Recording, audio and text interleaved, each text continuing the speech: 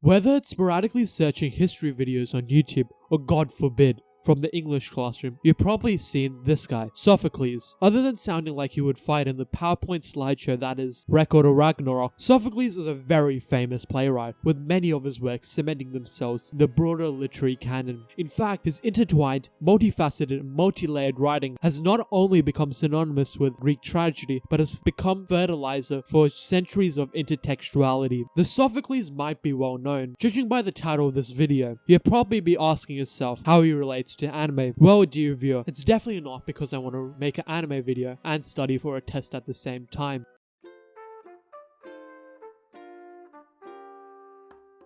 I have to preface this, but I'll be only reading Antigone for this experiment. Also, this book has a very weird family dynamic.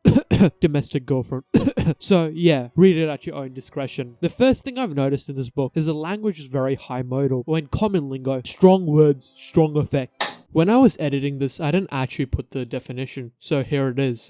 Anyways, with such high modal language linked in a lot of the lines, it is almost as an ingrained part of what makes Sophocles Sophocles. Conjointly, there's something about this language that has inherently hooks audiences, creating not only centuries-old critical acclaim, but has really cemented his works in history. Now transition this to YouTube, where there's a constant gushing river of thumbnails and titles trying to hook audiences. It's no wonder, even ever so slightly, that YouTube titles have started subconsciously resembling the lines of Sophocles' plays. In fact, you can flick to any page and use that as a YouTube title.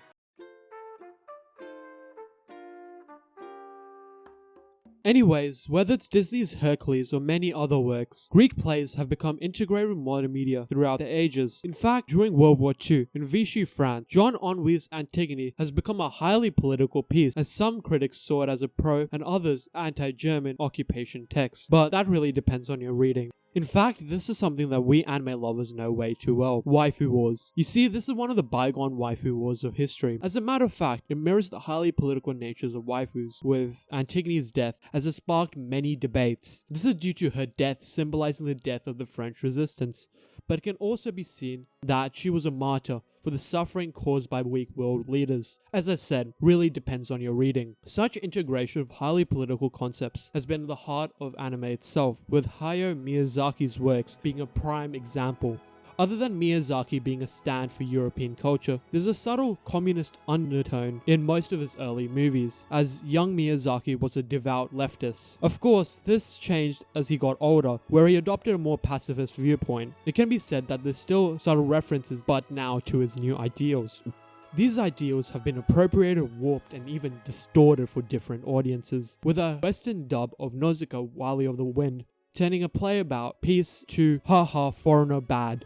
This brings up another point evident in Antigone or other Greek plays, that through translations, whether they be subbed or dubbed, certain concepts are skewed, linking different connotations to different words. For instance, a journal article that I read says that in Greek plays, Chinese translators call all the Greek gods Apollo, as they can count on people knowing it from the American space program. This is a pretty old article. So the main takeaway is that we need an uprising of the proletariats, seize the means of production, and overthrow the bourgeoisie. Stop right there, Rudy. You should stop eating those mushrooms that homeless guy gives around the corner. So anyways, what Rudy meant to say was that despite how trashy some animes are, there's some subtlety to them.